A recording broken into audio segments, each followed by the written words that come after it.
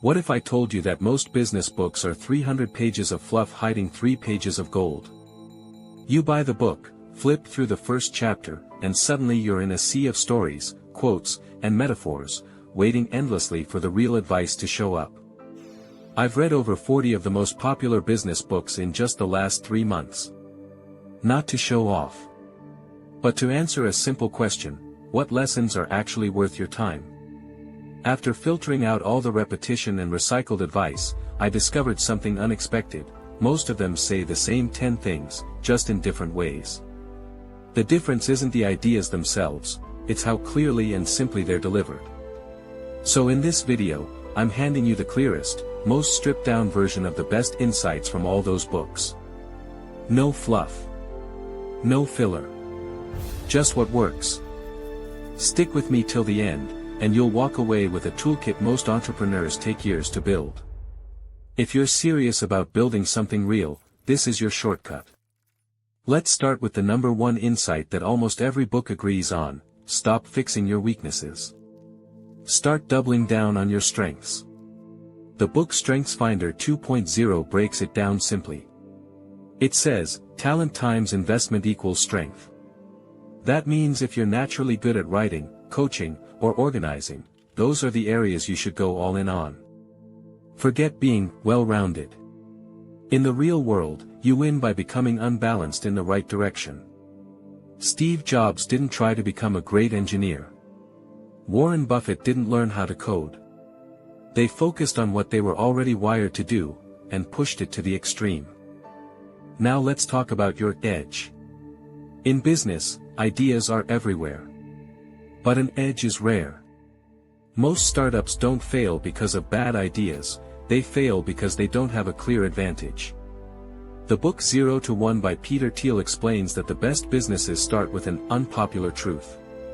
Something the world doesn't believe yet, but you do. Think about Elon Musk. People mocked him for building electric cars when gas cars ruled the world. Or Airbnb. Who'd want to sleep in a stranger's house? But that unpopular truth gave them an edge, something unique, something bold. Your job isn't to copy trends. It's to identify what you believe that others don't, yet. Because that's where opportunity hides. Another lesson that repeats across books: you don't need money to start. You need clarity. The book Business Model Generation simplifies this with the Business Model Canvas, 9 building blocks that form any business. Who's your customer? What are you offering? How will you deliver it? And how will you make money? If you can answer those 4 questions, you've already moved ahead of 80% of aspiring founders. And if you can't, you're just guessing, not building. Let me tell you about Alex. No capital. No investors. But he had one thing: clarity. He knew his customer was busy parents, his offer was weekly meal plans, his channel was email, and his model was subscription. 6 months later, he had 5,000 paying customers. Clarity beats capital. Every time. Now, let's get tactical. The Lean Startup by Eric Ries offers one of the most powerful principles: don't spend months building the perfect product. Launch fast. Launch ugly. Build what he calls an MVP, a minimum viable product. Why? Because what you think people want is often wrong. You don't need a warehouse of inventory or a beautiful website. You need proof that someone, anyone, wants what you're offering. Validation beats perfection. Too many people spend 6 months perfecting something, only to launch to silence. But smart entrepreneurs test early. They ask for feedback. They let the market correct them. It's faster. Cheaper. Smarter. If this is clicking with you, pause for 10 seconds, write down one product or idea you've been delaying, and think, what's the fastest way I could test this today? Another truth that shows up in dozens of books: the customer decides what's valuable, not you. You might love your idea. But if no one's willing to pay for it, it's just a hobby. Get feedback early. Sell before you're ready. Talk to real people. And while we're at it, stop building in secret. Entrepreneurship isn't an art project. It's a conversation with the world. So speak up. Share your process. Let people follow the journey. That transparency, it builds trust. And trust builds customers. Let's shift gears. Marketing. Purple Cow by Seth Godin nails this. If people don't notice you, you're invisible. The biggest threat to any business isn't failure, it's being ignored. The solution? Be remarkable. What's a purple cow? It's something different in a world full of sameness. If all your competitors look and sound the same, you need to change the game. Remarkable doesn't mean wild. It means memorable. Specific. Clear. Instead of, we help businesses grow, say, we help dentists get 50 new patients a month using Facebook ads. That's memorable. That's sticky.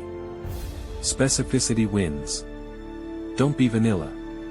Vanilla is safe. Vanilla dies. Another key idea from Building a Story brand by Donald Miller: people don't care about your story. They care about theirs. So position your customer as the hero, not you. You're the guide. The helper. Your product is the tool that gets them what they want. Think like a movie, you're not Luke Skywalker. Your customer is. You're Yoda. Your product is the lightsaber. This shift changes everything. And remember, simplicity sells. People don't buy what they don't understand. Kill the jargon. Speak human. Make the message obvious, even to a 12-year-old. The clearer you are, the more you sell. Now let's talk about time, the most undervalued resource in entrepreneurship. The book The One Thing by Gary Keller delivers one message loud and clear: focus is your superpower. Not hustle. Not multitasking. Just ruthless focus on what moves the needle. He says, ask yourself every morning, what's the one thing I can do today that makes everything else easier or unnecessary? That question alone has built million-dollar businesses. Distraction is expensive. Every minute you spend on something low value is a minute stolen from what actually builds momentum. That email. That logo tweak. That perfect Instagram post. Most of it doesn't matter. Instead, focus on action that gets customers, feedback, or revenue. That's what counts. And here's another golden rule from Deep Work by Cal Newport: treat focus like a muscle. Block out time. Turn off notifications. Dive deep for 2 to 3 hours. No switching. No tabs. That's when breakthroughs happen. Real productivity isn't doing more. It's doing fewer things, better. Want proof? Jeff, a solo founder, decided to delete all his social apps for 30 days. In that time, he built an email list, launched a course, and made his first $7,000 online. Why? Because focus compounds. Let's shift from action to mindset.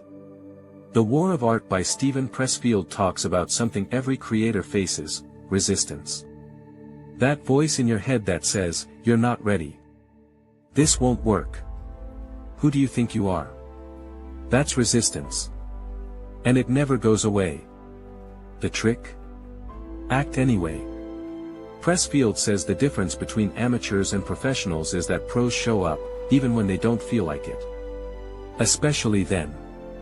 Every book on entrepreneurship, from Atomic Habits to Grit, repeats this: consistency beats talent. It's not who's the smartest or most gifted, it's who keeps showing up, every day, without needing motivation. Want to write a book? Write 500 words a day. Want to launch a business? Email 5 people every morning. Want to grow an audience? Post every day for 30 days straight. That's how pros operate. Quietly. Repetitively. Relentlessly. And here's something powerful from the Almanac of Naval Ravikant: play long games with long-term people. That means, stop chasing hacks. Find your lane. Build trust. Compound your efforts. Real wealth is a result of consistency plus leverage over time. If this mindset shift hits home, take 30 seconds now, pause the video, write one daily habit you can stick to for 30 days, and watch what happens. We've covered strategy, action, mindset, now let's talk about money. Because business without profit is just stress in disguise. Profit First by Mike Michalowicz flips the usual equation. Most people think, revenue, expenses equals profit. But he argues the opposite, revenue, profit equals expenses.